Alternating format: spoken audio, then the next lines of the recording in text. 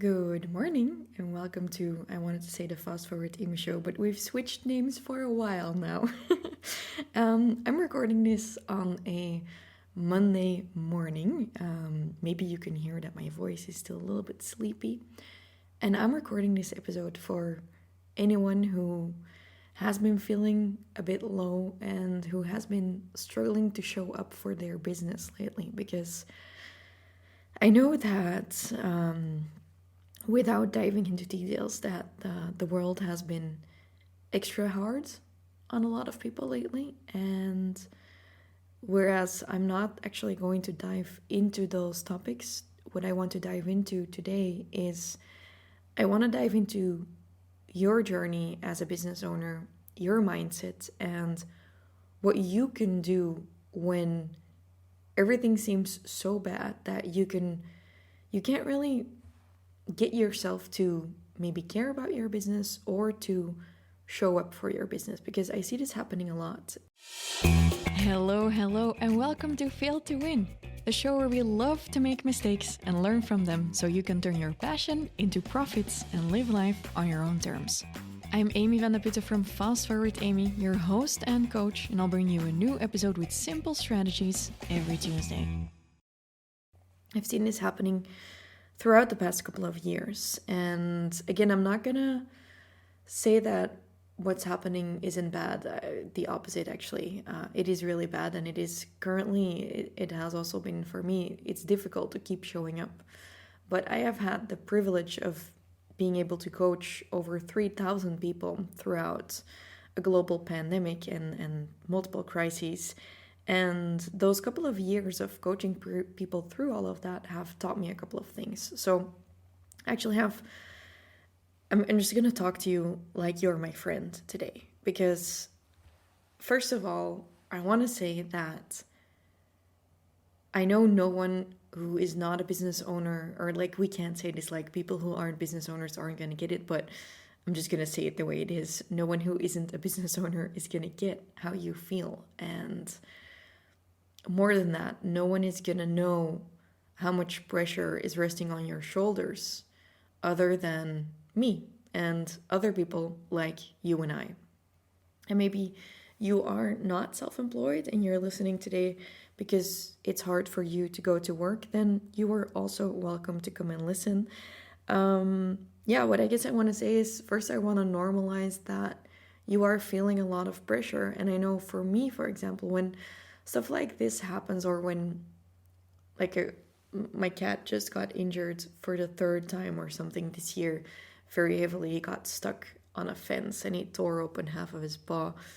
I know in those moments, and that's nothing compared to other stuff, but it can be overwhelming. For me, it's like, oh my God, I'm taking care of this animal, and I had a leakage in my house, so my floor is all broken up, and then you have family members depending on you, and then someone gets sick and you get bad news, and someone isn't doing well, and then all of the news, and then after a while you're just like, how the am I supposed to be handling all of this responsibility? So the first thing I want to do is I want to just give you a little bit of a virtual hug. And I know I talk about this a lot with my best friend Jessica. We're like, yeah, I'm feeling so responsible for so many things, and the mental load of thinking of everything can be really heavy.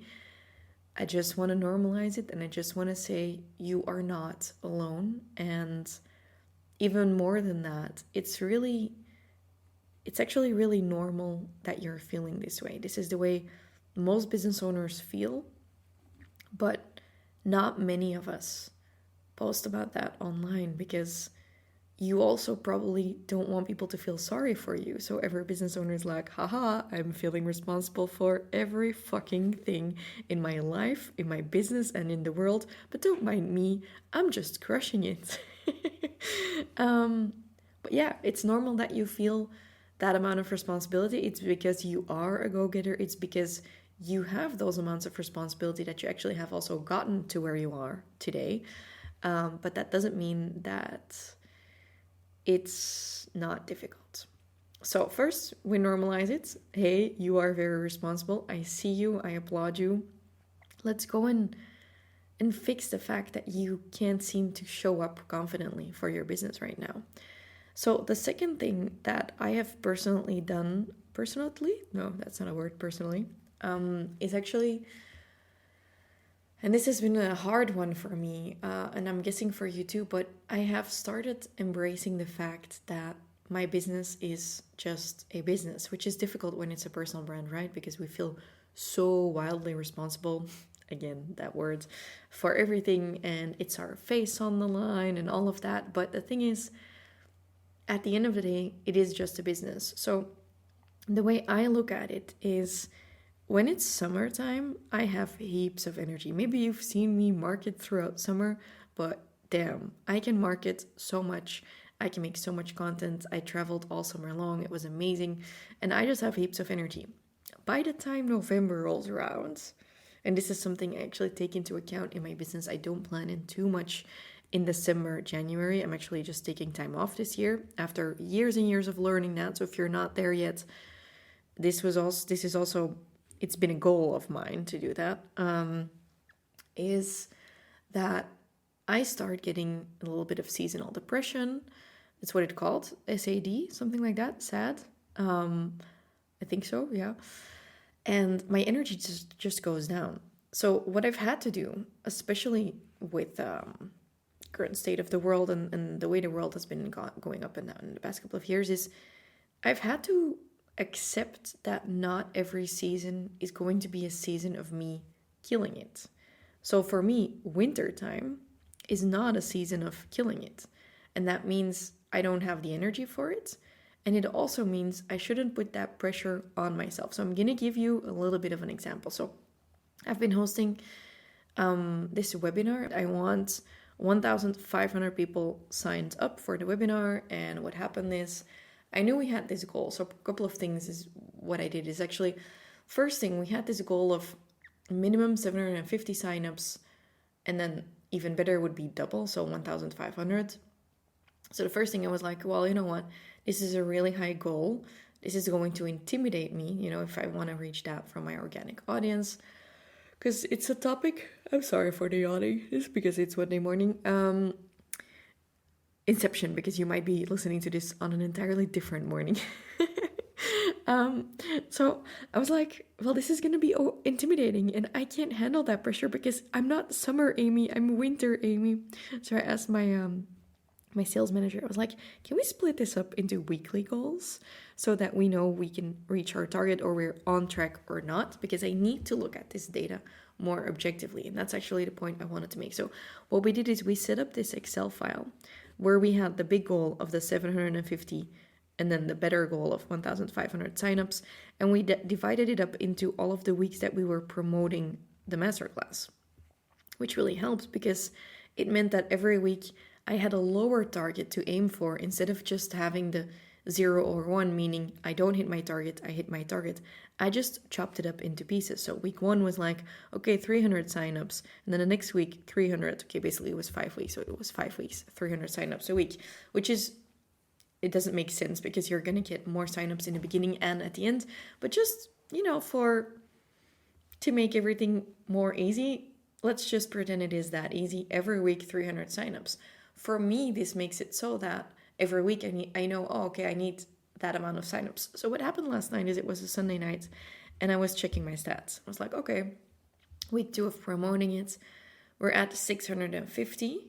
And I knew that I kind of felt like I actually wanted 700 by the end of the week, but I looked at the data and I was like, oh, yeah. So what I would normally do, what Summer Amy would do, is like, I'll make an extra reel, I'll go and promote it, I'll blast the shit out of this on my stories. Oh, I need an extra email, stuff like that. And I was like, oh, Amy, you're on track. You can let it go. And even if I wouldn't have been on track, I probably just would have let it go. So Summer Amy doesn't let a lot go. But my question to you is, in which season of your business are you? Are you summer version or winter version? How's your energy doing? Because you can't be crushing it 12 months out of the year. That doesn't mean that your business can't crush it. It just means that we need to take your energy into account. So generally, I think, the first step I was like, okay, let's normalize the way you feel. The second step is look at your business more objectively. Look at the data. Look at, what do I need to be doing? Are we doing that? Okay, so last week we sent out an email. The email didn't do great. We changed it and we sent out another email that did really well. But you can't always pull out every piece of energy you still have, because maybe in this season your family needs that energy and your business is just going to get a little less of your light. So what has helped me then, in conclusion, is just look at it like, okay, at the end of the day, it is a business. It's not my life. My life is going to go on for a really long time, and right now this is one of my businesses, but that also might change in the future. And I'm not saying this for the people who struggle to prioritize their business, because I personally lean more towards the workaholic side of things than towards the not caring side of things. So maybe that's a little bit of a test we need to do first. Do you lean towards the I'll do anything, or towards the I can't seem to show up? If you can't seem to show up, I would say take it a little more personally and set some targets.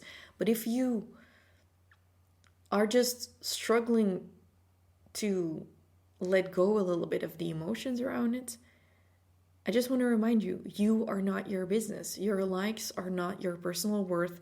Your revenue doesn't say anything about how much you are loved. You are not your business. But on the other end, we know that your business is not a hobby, which brings us to my last point of this short podcast. So we looked at normalizing your feelings. It's okay that you're feeling overwhelmed and over-responsible. The second step is, let's look at it objectively, and what I would recommend there is look at the data. What is your business needs? Leads, sales, okay, go and focus on that.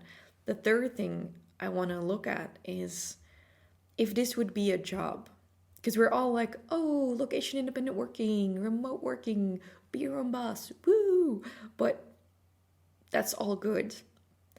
But I respect entrepreneurs who do show up for their business also when times are tough. And I'm not talking about when someone in your close environment has died. Like, one of my biggest fears in the world is that something would happen to my parents. Fingers crossed, knock on wood. I hope my desk is wood. Oh my god, there's so much plastic here. This is wood. But I mean, if something were to happen to my family, I would definitely take a break, and I would just tell my team, like, hey, you guys go and do this. But what I see happening to a lot of business owners is they're like, I'm not feeling that well. Maybe I should just skip it. And I'm like, okay, but what if you were employed by someone? Would you still go to work when you have a little bit of sad? Would you still go to work when you're struggling a bit? Yeah, you'd probably, like what my team members do is they'll be like, hey guys, so I have someone on my team who's moving currently. She's like, yeah, I just want to tell everyone I'm here, I'm working. I just do feel that I have a lot of pressure from the move and from my family on some things. So I might make a bit more mistakes, and I might need a second pair of eyes on some things because I'm just not feeling 100%. So she's stating, hello, this is what's going on in my life. I'm not 100%. Can you guys hold that space for me? You're allowed to do the same thing. But you know what she's not allowed to do? She's not allowed to be like, hey, Amy, I'm just not going to come into work today. And that is what I see a lot of business owners do, is they are treating their business like a hobby.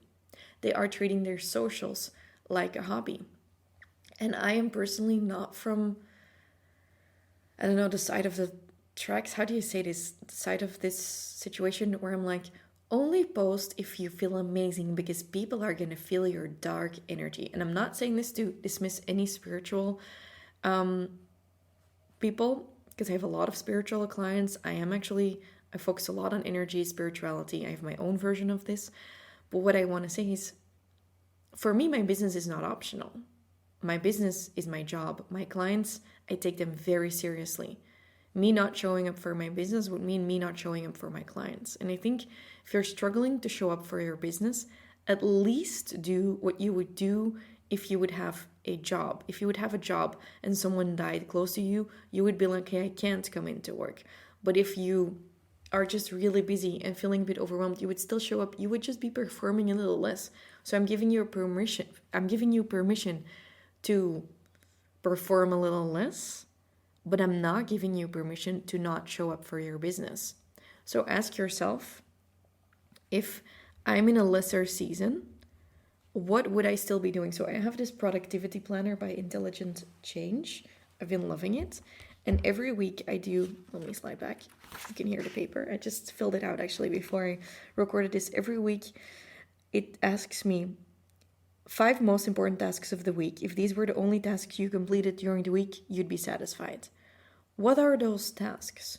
And maybe when you are low on energy and you're currently struggling to show up, you're like, hey, if I do none of my new stuff, if I don't do any of the extras, but I just follow the timeline and I check in with my clients every day, or I post about one product every day and I ship out my orders every day, I am satisfied. So take a moment to fill out, what does the low energy version of you still need to do for her business, and then just commit to that and make the list shorter, make it simpler. Don't over deliver this week if you're struggling to show up, but do deliver is what I'm saying. So how can you show up for your business when life is tough? I think you, at those times, maybe you just get confident in not necessarily showing up as the best CEO and visionary of the entire fucking world, but you just show up as a responsible employee. And this might be the worst or the best advice anyone has ever given you, but I do think we need to normalize that sometimes you cannot shoulder all of the pressure and the responsibility, but that it is normal to feel all of it, that you just need to look at your business objectively. If your business objectively needs some sales, then you will send out another email with a little bit of a sales pitch. You can't let your sales depend on your mood. You always got to be doing something in regards to sales. So it's not a hobby, it's an actual business and job. And this is everything I've been wanting to say. And I don't know if this was helpful, or maybe this was not helpful, but what I want to add to that is something my partner and I do. He's been really holding extra space for me. We saw this video online and it said that at the end of the day, when you come home, you and your partner can ask each other, where are you at? And it was talking about percentages. So lately, I've had to let someone go. And I have had a couple of other things happen that have made me quite emotional. I know I should probably be less emotional about it, but I was emotional because it was very hard for me to do that. It was necessary but hard. I'm allowed to feel my feelings about that. Even as a business owner, you make these decisions, but yeah, it doesn't mean I enjoy doing something like that. I don't know if you say firing or letting go in English. I just feel like firing sounds so harsh, but I think it's probably called firing. Do I need to cut out this entire piece? I don't know. So what's been happening is I haven't been feeling 100%.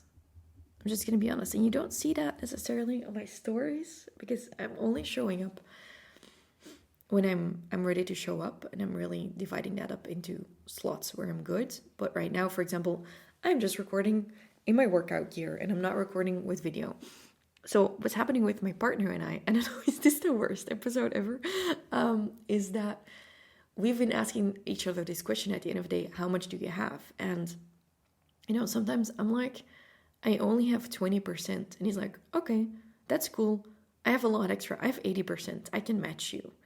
And he'll take care of things.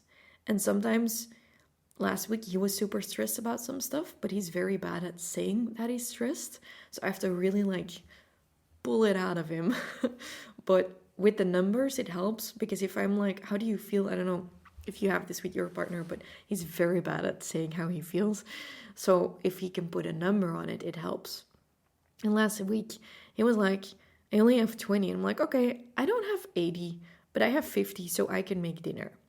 So just talking with your environment about what's going on, and maybe you put a number on it. Maybe you're just really honest, like, I can't do this right now. Can we just order takeout, or can we choose the pre-chopped vegetables instead of the unchopped vegetables? Just have a little bit of a discussion of like, okay, if we're both feeling low and us combined, we can't reach 100, what are we going to let go? What are we going to make easier so we can still, feel better. So this could be an exercise that you do with the people in your environment, with your best friend, with your partner, with your parents, to just make it a little bit more tangible how you're feeling, right? So that's actually my fourth tip, is just your capacity. How much capacity do you have? And it can be really difficult to say that you're low capacity, but honestly, you can't be at 100 12 months out of the year. So it's very, very normal. And I know a lot of people online, they look up to me and they think I always have my shit together, but I really, really don't. I've asked my mom for help these last couple of weeks. Some things happened that I can't really put on social media, which is difficult sometimes with a personal brand. But I can only say, like, I've been very disappointed in a lot of people. And I know in those times, one of my big triggers or trauma is that I tend to feel alone. So I know immediately when that happens, I need to open up to people and ask for support, because otherwise I'll go into this savior mindset of like, I'll do everything myself. But I really shouldn't. And neither should you. You don't have to do everything alone. This is also, by the way, why coaching exists. If you liked this episode, feel like it was really messy. But if you like this format of unfiltered, unprepped, just me talking to you like you're my friend, feel free to let me know. I'm not too cool to thrive on feedback. I'm not cool at all, actually.